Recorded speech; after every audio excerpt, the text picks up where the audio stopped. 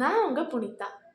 அழகான சின்ன தேவதை அவள்தானே எங்கள் புன்னகை, நாள்தோறும் இங்கு பண்டிகை, நம் வாழ்வில் வான வேடிக்கை, இது போல சொந்தம் தந்ததால் இறைவாவா நன்றி சொல்கிறோம்.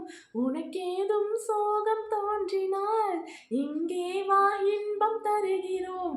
சரவெடி போல் சேர்ந்து நாம் சிரிக்கலாம், அதிரடியாய் வாழ்ந்து நாம் காட்டலாம். என்னங்க, இந்த பாட்டு உங்களுக்கு பிடிக்குமா? எவ்வளோ அழகான ஒரு பாட்டல் பாருங்களேன். ரொம்ப புல்லரிக்குது இந்த பாட்டை கேட்டாலே. என்னன்னா, இறைவா உனக்கு சோகம் தோன்றினா நீ இங்கே வா, நான் உங்களுக்கு சந்தோஷம் தரேன் அப்படின்னு சொல்கிறாங்க இந்த பாட்டில். அது மட்டும் இல்லாமல் இந்த மாதிரி ஒரு சூப்பரான சொந்தத்தை கொடுத்ததுக்கு உனக்கு நான் நன்றி சொல்கிறேன், நீ வா அப்படின்னு கூப்பிடுறாங்க. எவ்வளோ ஒரு நல்ல விஷயம் பாருங்களேன். நம்ம நினைக்கலாம், இந்த பாட்டில் வர சொந்தம் மாதிரி நமக்கு ஒரு சொந்தம் கிடைச்சிருந்தா நமக்கு ஏன் கவலை அப்படின்னு நம்ம நினைப்போம். கரெக்டுங்களா? ஆமாம், உண்மைதான். இந்த பாட்டில் வர மாதிரி சொந்தம் 99% எல்லாம் யாருக்கும் அமையாதுங்க. 1% அமையலாம். அப்படி அமைஞ்சவங்க ரொம்பவே கொடுத்து வச்சவங்க, அவ்வளோதான். சரி, அப்போது நம்ம சொல்கிறோம், என்னம்மா நம்மளை சுற்றி இருக்கிறது எல்லாம் விஷமாக தான் இருக்குது, ஃபுல்லாக விஷம் விஷம் விஷம் விஷம்னு சொல்லுவோம். கரெக்டுங்களா?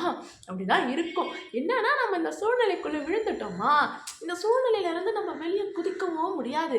இது கூடவே ட்ராவல் பண்ணுறதும் கஷ்டம். கரெக்டாக? இப்போ எப்படி தான் நம்ம ட்ராவல் பண்ணுறது அப்படின்னு நம்ம யோசிப்போம். என்னன்னா, கரெக்டு தான், நம்மளை சுற்றி இருக்கிறதெல்லாம் விஷமாக இருந்தாலும் நாம் நமக்குள்ள தன்னம்பிக்கையை வளர்த்துக்கணும். கஷ்டம்தான், நம்ம பேச்சு எங்கேயுமே எடுபடாது, நம்ம சொல்கிறது எதுவுமே கேட்க மாட்டாங்க அப்படின்னு அவங்க எல்லாருக்குள்ளும் ஒரு தாட் இருக்கும். புரியுது எனக்கு. என்னன்னா, நாம் நம்மளை முதல்ல மாற்றணும். நாம் ரொம்ப தெளிவாக இருக்கோம், நம்ம ரொம்ப தன்னம்பிக்கையான ஆள்.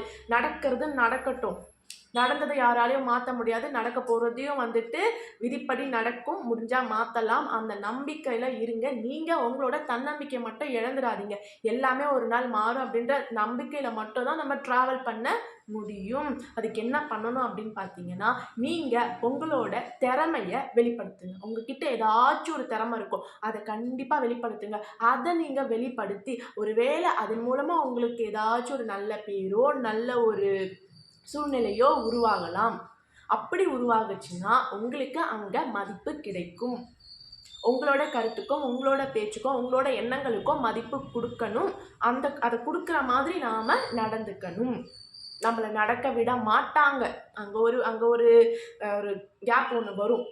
கரெக்டுங்களா? போராடணும், போராட்டம் தான் வாழ்க்கை. தன்னம்பிக்கையோட போராடுங்க, போராடுங்க, போராடுங்க. அப்போ தான் அந்த பாட்டில் வர சொந்தம் மாதிரி இல்லைனாலும் குறைஞ்சபட்சம் நம்ம நிம்மதியாக வாழ்கிறதுக்கான சொந்தங்கள் நமக்கு கிடைக்கும். சரிங்களா? ஸோ இந்த ஒரு வீடியோ உங்களுக்கு தன்னம்பிக்கை கொடுக்குற மாதிரி இருக்கும்னு நான் நினைக்கிறேன். இருந்ததுன்னா கமெண்ட் பண்ணுங்கள். அண்ட் நம்ம வீடியோஸ் பிடிச்சா லைக் பண்ணுங்கள், முடிஞ்சால் சப்ஸ்கிரைப் பண்ணிடுங்களா? தேங்க்யூ.